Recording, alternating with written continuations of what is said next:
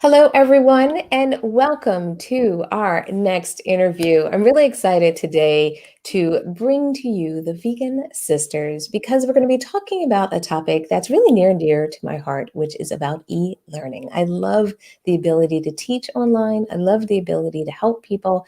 And probably more importantly, I love the idea of bringing more and more skills to our vegan community. Now, as many of you know, I tend to hang out on the business side of things. So I was really excited to get an opportunity to sit down with Alice and Lucy to talk about how they're bringing skills to our community, specifically for individuals, how they're supporting people, whether it's through nutrition or whether it's through just general skills building. We're going to dive in today, not only into their business, not only talk about how they got to where they are today, but how what they do helps the movement and helps our community. So I always love being able to not only talk with individuals that are giving back and helping others grow, but also how they built and wrapped an amazing business around it. So let me just say welcome. Thanks, Lucy and Alice, for being here with us today.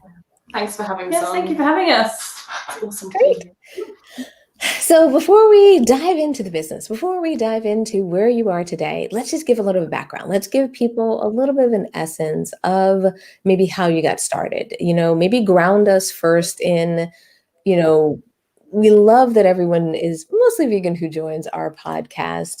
We have some people who are in transition and doing different things there. And we always let everyone know. But I always love it when we do have vegan guests because there's a little bit of camaraderie around hanging out with vegans. So maybe give everyone a little bit of perspective on your vegan journey, meaning how you got started and how long you have been vegan.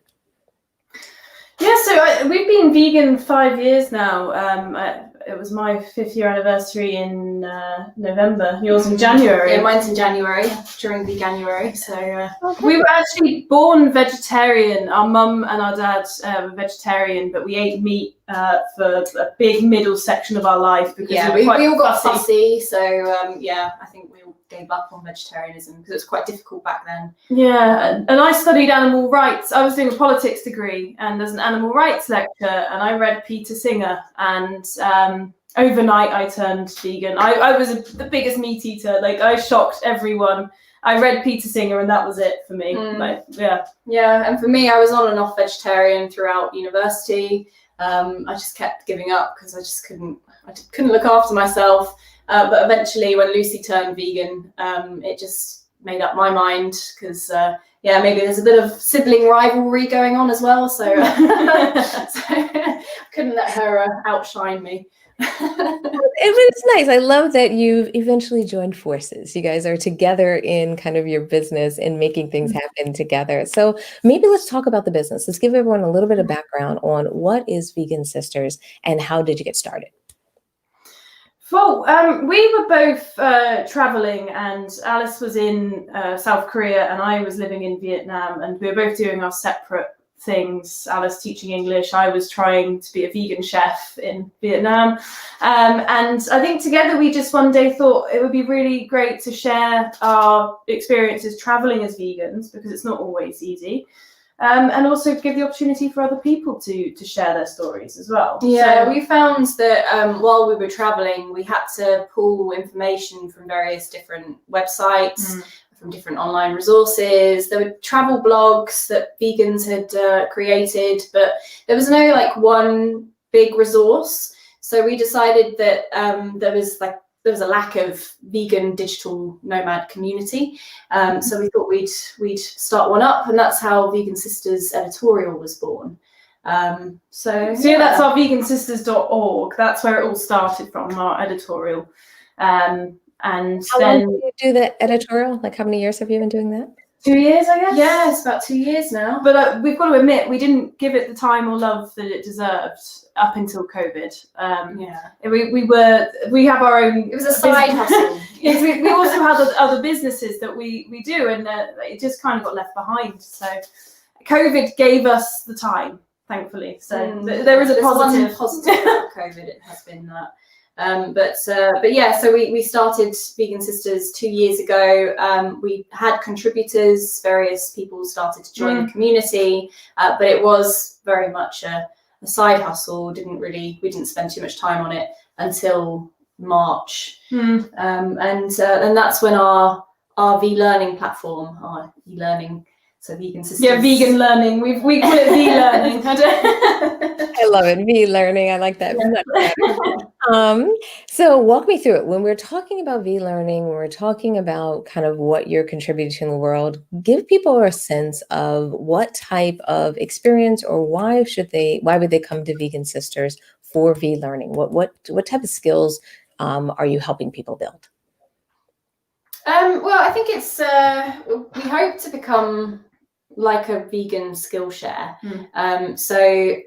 To give you something that you can relate to, because it doesn't really exist yet. So it's I suppose it's like a Skillshare in the fact that it's going to be lots of different skills. We want it to just be like one giant library for anyone that just wants to shape their future to be a bit more positive. So whether that's through their diet, or whether that's through their career, if they want to align their career with their values. So we're going to have courses on various different industries. Become like learning how to make your career more vegan, essentially, because I guess actually for us, we both work in a vegan industry, so we have made our careers vegan, and we wanted to show other people that is possible as well. So that, I guess that is at the heart of it, isn't it? And then from that, we want to build on any skills, like any skills there are that help vegans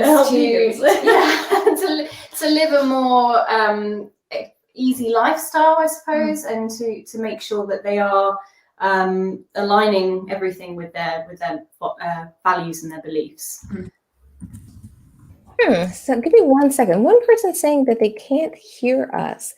If anybody's listening live, can you just jump into the comments really quick and let me know if you're not able to hear us? I just want to make sure we're not having a little bit of a technical issue, because we want to miss out. Otherwise, we'll have to redo all this stuff. And my memory is terrible. I just want to make sure that we don't miss anything out. I'm just going to send a quick message really quick. So when you're talking about becoming this Skillshare kind of database, becoming this place, do you envision that what you're building is specifically for the vegan community? Or is this for people who are going to potentially kind of convert over and become vegan? Or is it a little bit of both? I'm just curious. I think at first, when we first started out, we wanted to have that kind of vegan exclusivity. But what we realized actually, for no reason other than I think because that's what our courses were catered to, but then actually we found that we were giving opportunities to other vegan tutors who were building courses that, like our nutrition course, that can be aimed towards non-vegans, and just showing them that that they can a plant-based lifestyle have a plant-based lifestyle, and they don't necessarily have to be a vegan. So a number of her students aren't actually vegan, but through her course they have realized without it being kind of pushed in their face that a plant-based lifestyle is possible. But the thing is, vegan is in our name, but like it's in yours, vegan mainstream. You know, obviously when people come to our platform, they see vegan. So I guess for the most part, it is aimed, like our ideal client or ideal reader user is vegan. Okay, perfect. All right. And that's the thing. I think it's always interesting when you're building a business is trying to figure out who is your ideal customer, who do you serve? And then also over time, sometimes it changes. You start with one core group, and then after you've either mastered that, or as other people show up and there's more need, you try to fulfill that need. So it'll be interesting to see how things develop. Now, do you have any signature ways that you do your courses? It's one thing that I've been working on and continue to kind of perfect as I do online courses. Have you found that either your tutors or any of the courses that you guys are developing yourselves, that there's signature ways that you're doing them, or a signature experience that someone would have by taking a course on your site? I think we try to encourage our tutors to create videos firstly because we find them more personal, and you're providing something that is more than you can just find on the internet. You know, you can pretty much find anything on the internet nowadays if you really research that subject. What makes a course different is that one-to-one interaction, so yeah, that's something else we also encourage is coaching. We realized that because this modern day world is all online, isn't it? And everyone thinks, let's automate. Let's make it so that people can get everything they want online and it's just fed to them really easily, like that, like a machine almost. But we realized that wasn't selling. Like we were wrong. Like, we thought people wanted helping people, giving them any worth, and So we kind of adapted our approach in our own course, and also we've recommended to other people to do the same, where you can add ongoing support, coaching support as they go through the courses. Obviously, that means a lot more work from the tutor's perspective, but the reality is it sells better. People want human. And I think it adds more value to the course participants as well. We found with our students, when we first started, we didn't offer coaching, but now we do. And our students that have experienced the coaching have definitely been a lot more receptive to it. I feel like they've really benefited from it. That makes sense. Yeah, I've found the same thing. The more that I can provide more hands-on support, coaching, recommendations, ideas, it really can help kind of the content stick, and also help people make it like a new way of doing, not just like I've absorbed it and learned it like I was taking a test, but instead actually applying it, because I really feel like that's the true beauty of learning, is being able to start apply it and get a little bit of that benefit out of your life, get a little bit of that benefit out of your business, get a little bit of that benefit out of whether it's trying to be more efficient, or even things like better time management. If you can start to see some of those improvements, I think it's really great when that happens in courses. So I'm really happy to hear that. Now let's talk about the business side of things. Let's talk about how you turned it into a business, because for a lot of us, we have hobbies. A lot of us, we have ideas. A lot of us, we love to do things, but it's a little bit different when you turn it into a business, because, you know, people have to pay for it. You have to market it. We have to get students into these courses and so forth. So let's talk about how you built a business around this Vlearning platform. So I don't want to make this confusing, but I guess we have to bring in our other careers into this, because that's what led us to build the e-learning platform. So we're both in digital marketing, and Alice is a writer and I own an agency. And we know, because we work solely with vegan businesses, that there is a demand for vegan marketers, writers.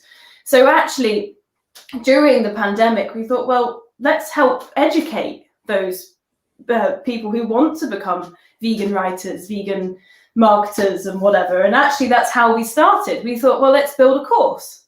So we thought we'll build a content writing course for vegan freelancers or ethical freelancers. And I think it was like a light bulb moment, wasn't it, where we thought, well, we don't just have to limit it to that. We can go further. So we can build a whole platform.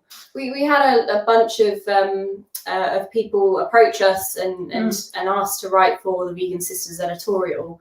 And we realized that a lot of them were trying to find work as a vegan writer. So we knew from our own work that there were plenty of vegan businesses that were popping up that needed vegan writers. They need professional content marketers and SEO strategists to help them grow. So we just kind of put two and two together and thought, okay, well, we've got this community of writers, and we work with a load of vegan businesses, and how can we like fast forward this like interest in this industry and help other vegans to also follow that career path. And then we thought, well, why do we have to limit it to just writers? So I suppose that's how it all started. Perfect. So then with your digital marketing background, I'm going to tap into that for a few minutes. I think our guests are always interested in any tips, any recommendations, because for some people, they felt like they relaunched their business in 2020. Some people feel like they started from scratch, or at least it's been a significant change in their business in this year that they're looking for ways to kind of balance things out, reestablish their customer base, reestablish their customer flow. And even with the work that you've done with bringing kind of your Vlearning platform, into fruition here this year, you've done a lot of that work. So do you have any recommendations for anyone who's in that relaunch phase, anyone who's in those phases of kind of redefining how they help the world that they should be considering or doing, especially as more and more people are being tapped with digital marketing or learning digital marketing out there? Yeah, I've got one big pointer, I think, and that's I think a lot of people see the online world as scary and different, especially when their business has been offline in the past. But you've still got to speak to your ideal customers. We're going back to the ideal customer again. You've still got to speak to them. And if you can't do that in person, you're going to need to do it online.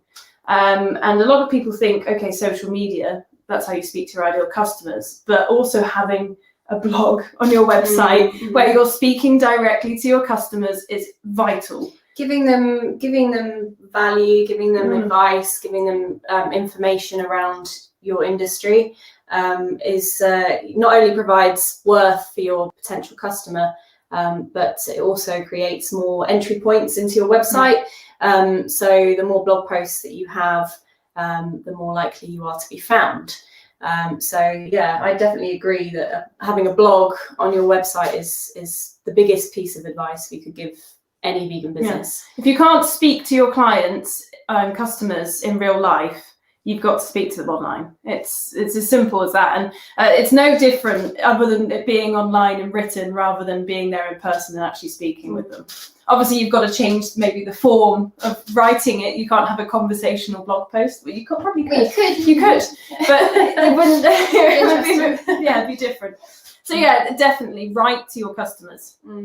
And I just wanted to add to that consistency. Just be consistent. Find out what your brand is all about. Decide on your mission, decide on your values, and stick with it. Don't get lost along the way. Try and be consistent. And that goes the same with the blog as well. I think, just consistently add to the blog. Yeah, before you even said consistency, I was going to be like, yes, consistency, because I find that's what a lot of people struggle with, is they start with an idea and they hope or think, or maybe they read an article about someone who, started a blog and in like 30 days, they were inundated with traffic and clients. They hear those stories, but I feel that people forget that a lot of this is about building blocks. A lot of this is about building that authority. It's about creating that communication and that relationship. And most relationships are not built, even some of our strongest relationships are not built on one or two interactions. Often they're built on multiple. So that means it's going to take a little bit of time to build that lasting loyalty, whether you're using a blog, whether you're using a podcast, whatever format you're using to get your message out there. That I always try to help people understand that, yes, you can have these fun, quick wins, but your long-term goal should be to establish loyalty and a relationship so that people get to know you and your brand, and they feel connected, not just, it's at one moment in time, you had all this traffic on the site. I think it's really about the long-term game. Exactly. Rome wasn't built in a day. No. Absolutely. So do you feel like now that you've ventured into kind of the Vlearning side, how is that going to balance out with your travel, which I'm not sure when we'll all get back to travel? See it being, a completely different extension of your business and what you do. And the reason I bring that up is because many of us as entrepreneurs are what they kind of call serial entrepreneurs. We tend to have multiple businesses that we're nurturing or multiple businesses that we're building. Do you see this as like one of your other businesses that you're going to nurture and then get back to travel one day? Or do you feel like this may be like, a major piece of your business moving forward? Well, I think the way we travelled was really sustainable because I built multiple businesses whilst travelling, and I did it because first of all I go into survival mode. It's like I need to make the business work, otherwise I can't continue travelling. So like I would always find time for business. And also when we were traveling, it's like you spend the morning working and then you go out in the afternoon and you explore. And it if anything, it motivated us to do our work quicker, because there are people out there that say that obviously the less you work, the more proactive and the better you are. I guess to some extent that did work for us, didn't it? Yeah, and we just made sure we stayed in the same place for long enough that we had time to work and explore without rushing everything. I think it was entirely possible. I think it will be entirely possible once we can travel again. Yeah. That we'll be able to continue. Yeah, because we don't follow the traditional working week. Some days it'll be like, okay, I've got a lot of work on. Saturday's really busy. We'll work it, and then maybe Monday we'll have a day off. We'll go out on a hike. I don't know. But yeah, I suppose exactly like you said, we are both serial entrepreneurs. Yes, and it's hard to stop. It's hard to know when to stop sometimes. I think actually it's better for us when we travel, because we force ourselves to have that cutoff. Yeah. Because we're like, oh no, we said we'd go and visit this place or go to this restaurant. And when we're at home, we can't really do that. We find ourselves just working and working. But really, we're more productive when we allow ourselves to take time off. Well, have you ever been to Cuba, Stephanie? I haven't been to Cuba, no. Well, we ended up in Cuba and we didn't realise that there isn't really any internet that we works. kind of knew, but we thought we'd read that it had got better and that you could stay in places that had internet, so we thought we'd be okay. Yeah, they rely on internet cards, so it's like you buy it by the hour, and you don't always get a strong internet connection. And we were midway through working and travelling, and we get to Cuba and we realised we couldn't work as much as we wanted to be able to, but actually it gave us a much needed break. I think it was amazing.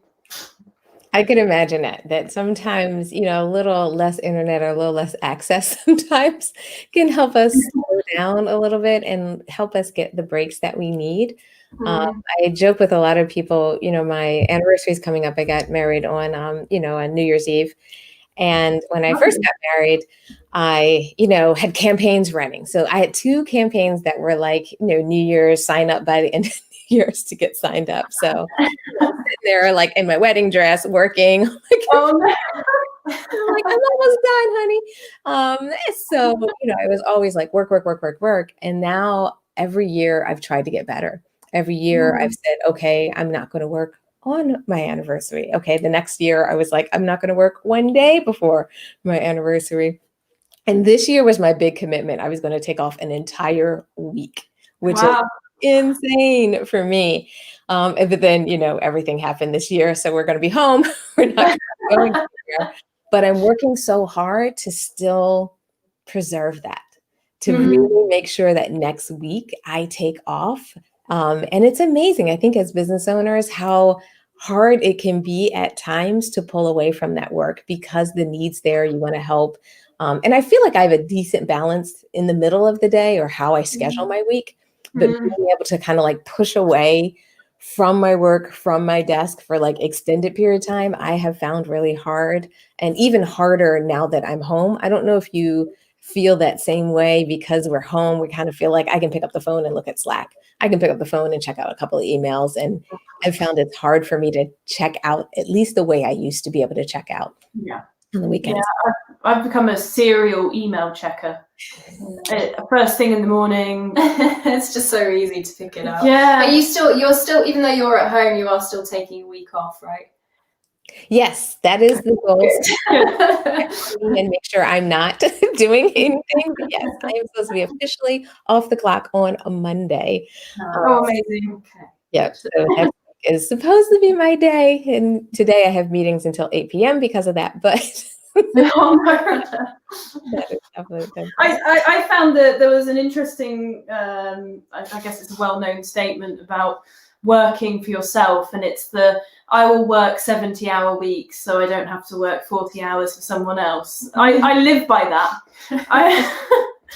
I think that's what's kept me going throughout. It's like I'd rather work for myself and work long hours because I love every moment of it.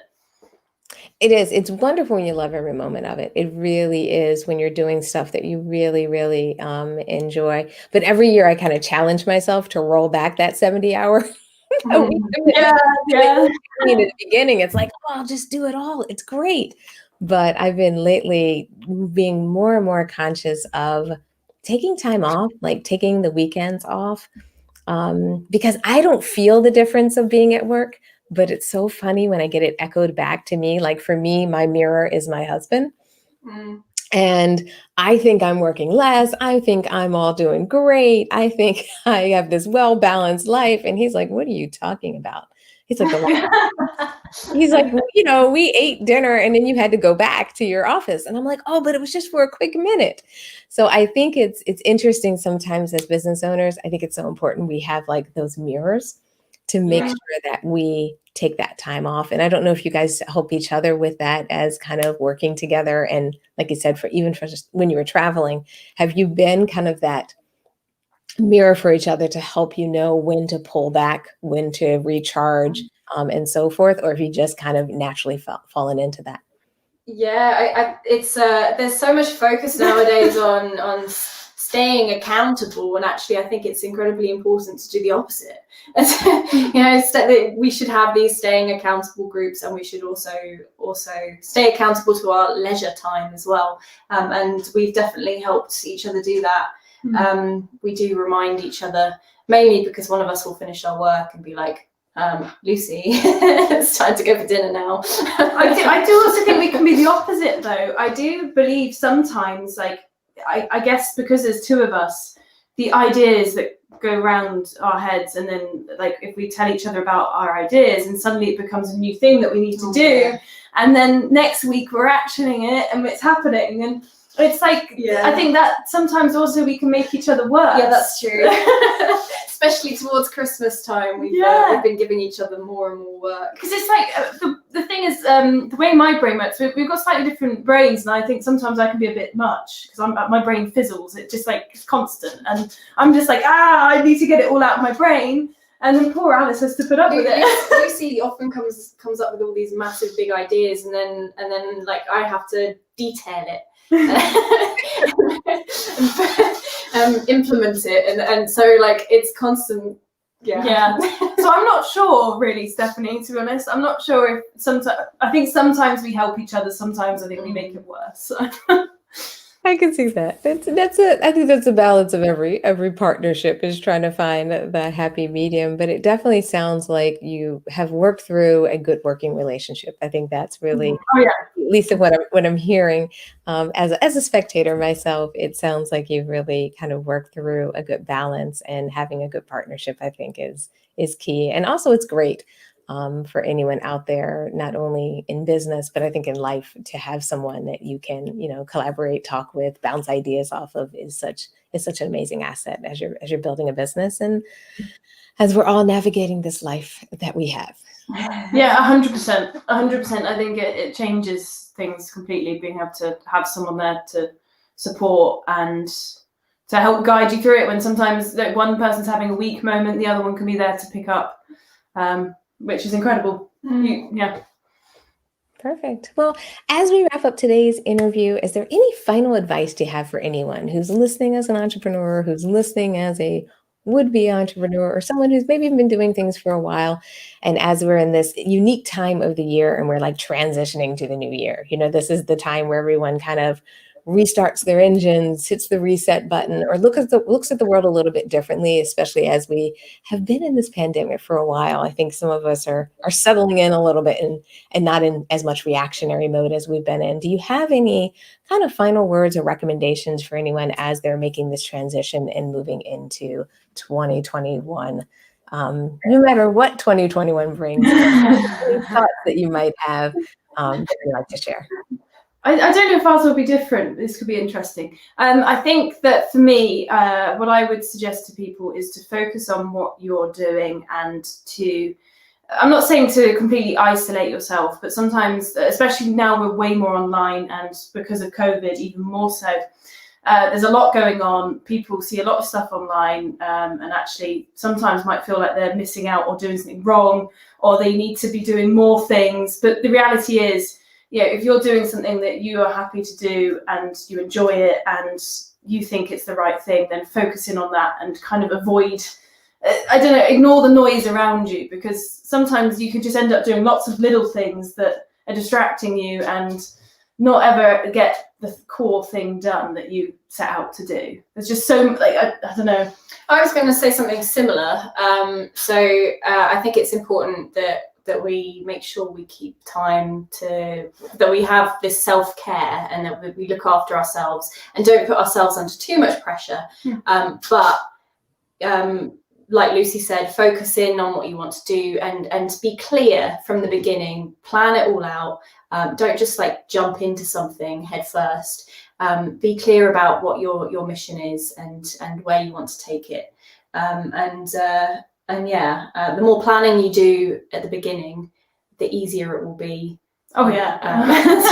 Because otherwise, things get a bit chaotic. So plan, and believe in yourself. Yeah, believe in yourself, and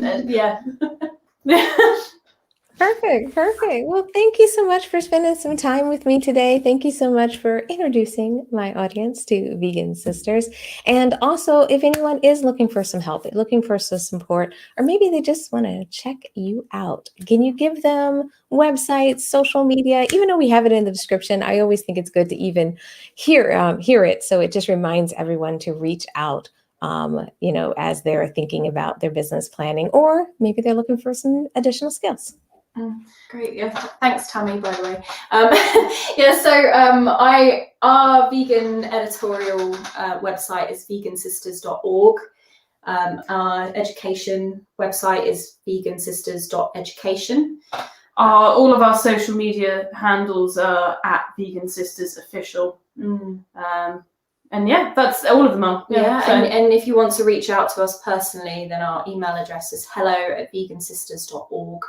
We're always happy to help other vegans and non-vegans as well. Anyone who wants to shape a more positive future, then get in touch. And it's been our pleasure being on here. So thank you for having us. Thank you for having us, Stephanie. Absolutely. It's been great to have you. Good to see you as well, Tammy. I know you guys saw that comment too come in. But it's always great to meet new people, even though I know we had a little bit of interaction on LinkedIn, but it's good for us to have this time to chit chat. And hopefully, as we were talking about before we jumped in today's interview, this is an opportunity for us to maybe even collaborate and do some fun things in the future. And I always love to be able to support each other. So I hope we get that opportunity. So thank you for joining me. Thank you, everyone who has joined us today. I hope this interview not only inspired you, but gave you a different perspective on how to build your business, how to work on your business, how to build your business, stay focused, plan, then jump into it. And I hope that everyone will have a wonderful holiday. This will be our last session for the year, but I look forward to picking up our interviews again next year, having some fun, new kind of approaches to our interview as we move in 2021. But I appreciate everyone who's watched this today. As always, we love your support. We love the likes and the thumbs up. So please give them liberally if you don't mind. But other than that, so happy that you came here. We're so happy that you watched us, whether you watched it live or as a replay. And I look forward to seeing you in our next interview. Bye, everyone. Merry Christmas. Merry Christmas.